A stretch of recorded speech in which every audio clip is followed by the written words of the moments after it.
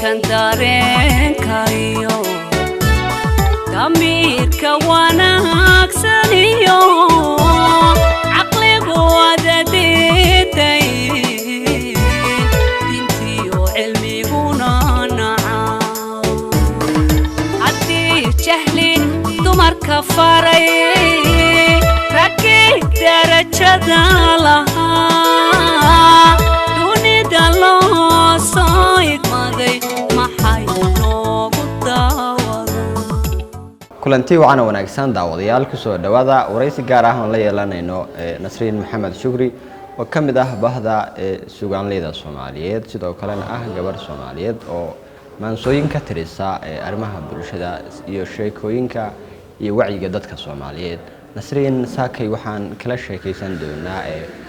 aragtida gudniinka fircooniga ah oo ah caado dhaqameed si weyn ugu faaftay dadka Soomaalida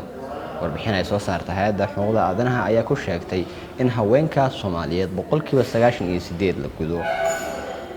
waa tahay Nasriin ay bal hadii aan su'aashayda ugu horeysa ku weydiiyo waxa kugu dhaliyay inaad maansooyin ka samayso ama maanse ka samayso gudniinka fircooniga aad baad mahadsantahay walaal waan dhawahay waan ku dhawahay telefishinka caalamiga ee Cable TV waxaan aad baan ugu mahadcelinayaa walaal Shacib inta kadib magacaygu waa Nasriin Maxamed Shukri oo loo garan og yahay Nasriin Hiddo Dhowra waxaan kamid ahay ama ka socdaa ururka isxilqaanka hablaha ee Higsi waxaan kamid ahay hablaha Soomaaliyeed oo dhashay deegaanka Soomaalida gaar ahaan magaalada Jigjiga waxna ka curiyo suugaanta isku daya qaybaha suugaanta kana shaqeeya arrimaha bulshada inta kadib hadaan isku dayo inaan ka jawaabo su'aasha weydiisay ahayd maxaa kugu dhaliyay inaad maasooyin ka curiso gudniinka fircooniga run ahaantii dhibaatooyinka ka jira markaan arkay yani la darsay xaaladda ka jirta deegaankeena ama guud ahaan bulshada weynta Soomaaliyeed ee gabdhaha iyo dhibaatooyinka gabdhaha lagu hayo taas way markaa igu dhalisay inaan maasooyin ka curin karayo arrimaha gudniinka fircooniga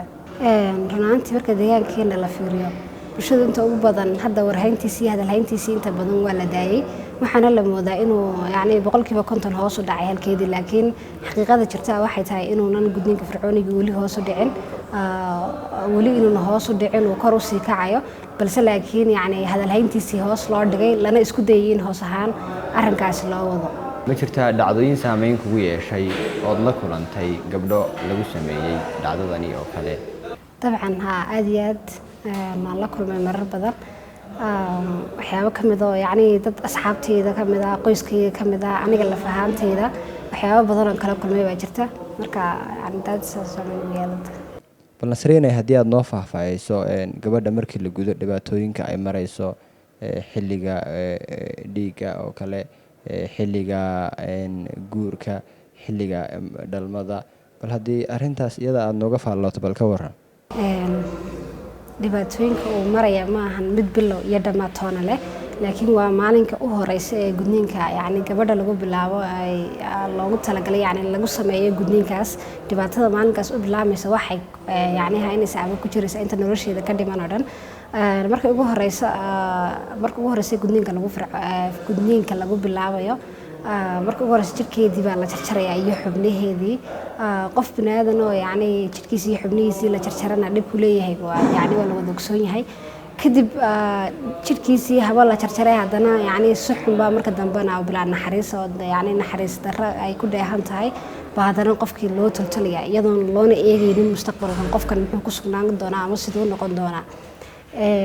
iyadoo saas tahay markay inta laga yimaado dhibaatadii halka ku joogto haddana waxa imanaysa qofkii yani gabadhu xilli ay yani qaangaar noqoto oo periodkii waqtigeedii la gaaro ama dhiigga caadada markay waqtiga yimaado bil kasta yani waxay maraysaa nolol silic badan oo rafaad badan cidhiidhna ku ah nolosheeda marar badan yani dareemayso silic iyo rafaad aad u badan oo nolosha mararka qaar dhinacdo ay yani saameyn ku yeelan karayso taasi oo joogto oo bil kasta oo soo marta oo periodka waqtigiisa gaarana bil kasta rafaadkaas yani uu taagan yahay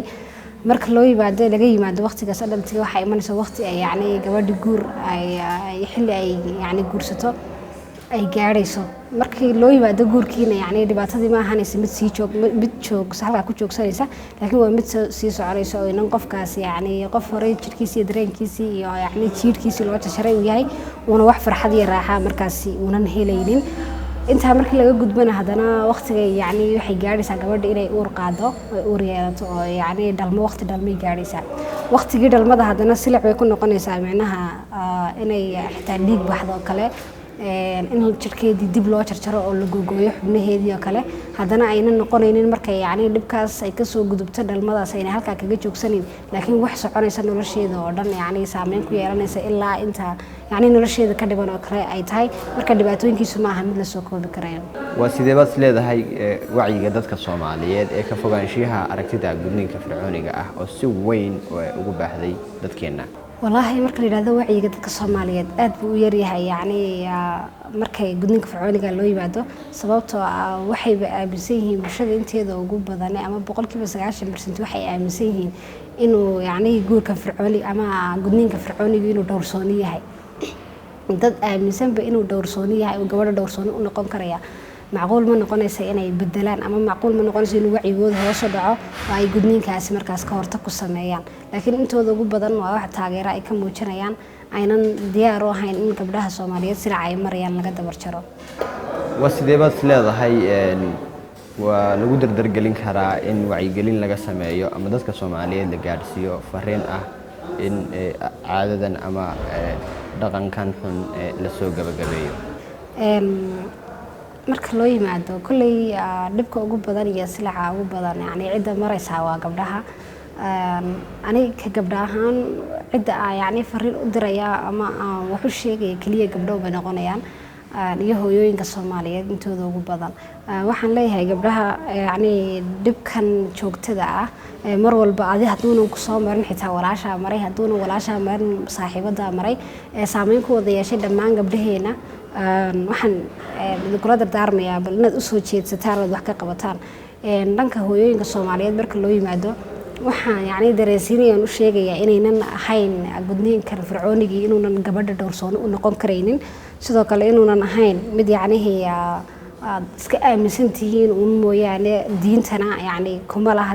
sal iyo raatoona dhaqan ahaana kuma lahan waa caado soo jireen oo yacni la iska jeclaaday oo inay saasi macquul noqotay jirto waxaan dhihi lahaa hooyooyinka Soomaaliyeed hablaha ayaan la dhaawicin oo hablaha ayaan la dhabar jabin oo hablaha ayaan la dhaqan dilin yacni sidan laga bedelo waxyaabahan aan wadaan ugu dambeyntii fariin noocee ah ayaad u diraysaa bahda suugaanleyda bahda warbaahinta bulshada hay'adaha kala duwan arrimahan ka faalooda si guud fariin noocee ah ayaad u diraysaa in la soo gabagabeeyo dhaqankani waxaan fariin u dirayaa horta dhammaan cid kasta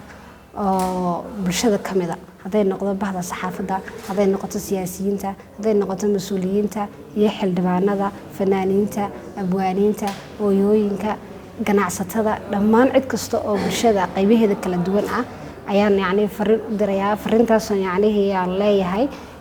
isku daya ama muhiimadda siiya sidii gabdhaha dhibkan yacni uga bixi lahaayeen loona dabar jar lahaa ama ka hortag yacni ka hortag loo siin lahaa sidii loo dabargooyo cudurkan nin walba qaybtaada ka qaado iskuna day in aad yacni isku daydo bal inaad in yar wax ka qaban karayso sidoo ku dabar jarbi lahaa gudniinka fircooniga watahay nasreenay bal hadii aad mid kamid ah noo tiriso maansooyinka aad kaga hadlayso gudniinka fircooniga ah haddii aan mid kamid ah noo soo qabto maansooyinka aan ka tiriyay gudniinka fircooniga ah waxa kamid ah maansadan oo ku bilaabaysa sida tan waxay leedahay gabdhaheenu waa garab iyo haybad gooniya gabdhaheenu waa gacal sharaf lagu gadaamo ma gayaan xumaatiyo gafka diinta laga galo garashadu ma toosbaa garmaqaata waa gunadadoo laba mid soo gala inaad diinta garataan foolxumo gumaadaan gafka aad la dirtaan bisna geeridii hore aad gabagabaysaan xaqa garab istaagtaan inaad garasho beeshaan tafiirtiina goysaan gabaldhaciyo waa beri gabdhahiina laysaan sheekadu gadeedii guyaalkii hore jiray iyo gudniin fircooniga aad ku gabagabaysaan iyo inaad isgarataan ood guraanadaan iyo inaad gafa ka daysaan hablaheena gebigood waa dhibaato gooniya gadaafada xumaanta leh in dumarka laga galo intaan garasho leeyahay gabdhaheenan uguwee dhiigbuxu gumaadee gebigood ilaaday cadowgoodu waa gaar waa gudniin fircooniya maxaad uga gol leedahay jiidhkoodanaad goyn mageel baad ku dhaqataa ma adhaad ku xerogeyn mageel baad ku dhaqataa ma adhaad ku xerogeyn ma reer baad ku biishaa guri miyaad ku biishaa bal maxaad ka gurataan gari laba qofood iyo garmadoobe waayeel uma kala garamaysee runta guudka sare iyo garbahana ku qaado goonida u kala baxa isirkeen ma soo galo diinteennu may garan dhaqan guuna weeyo xumuhuun u gaaree gudnimada ka rooraay guubaabo qaataay gobonimo balraashaay fircooniga ka guuraay dhibta gabagabeeyaay oo guusha doonaay kaasira dhibaatada aad gabdhaha ku haysaan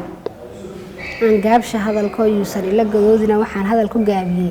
su-aal gaara weeye gabdhahaad gumaadaan dhiigooda yaa gudi waa tahay daawadayaal intaasi ayaanu ku soo afmeeraynaa barnaamijkeenii gaarka ahaa ee aan ku wareysanaynay Nasriin Maxamed Shukri oo ka mid ah bahda suugaanleyda Soomaaliyeed oo kala sheekeysanaynay arrimaha gudniinka fircooniga ah iyo sidii lagu dabarjari karo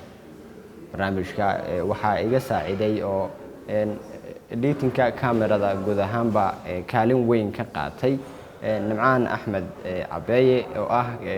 kamermanka iyo editinka telefishinka Home Cable sidoo kale bahda Sahal Hotel oo iyaguna kaalin laxaad la ka qaatay in barnaamijkan noo qabsoomo intaan barnaamij la mid ah ku kulmayno waxaan idinkaga tageynaa sida ay nabadgelyo gudniinkan dareenkayo damiirka wanaagsan iyo caqligu wadadeetay dintiyo cilmiguna nacaa haddii jahli dumarka faray ragii darajada lahaa dunida loo soo igmaday maxay noogu daawada magacaygu waa Suldaan magacaygu waa Seeraar isku si ayaan u hadalaa isku sina waan u labisanaa isku midna waanu nahay anigu waxaan isticmaalaa Samtel isagu ma uu isticmaalo Samtel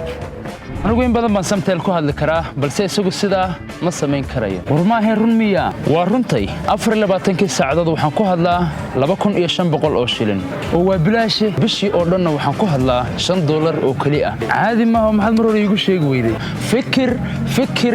fikir hadal oo hadaalin maalinta oo dhan ku hadal 2500 oo shilinka Soomaaliland ama bishii oo dhan ku hadal $5 oo kaliya Samtel shirkadda dadweynaha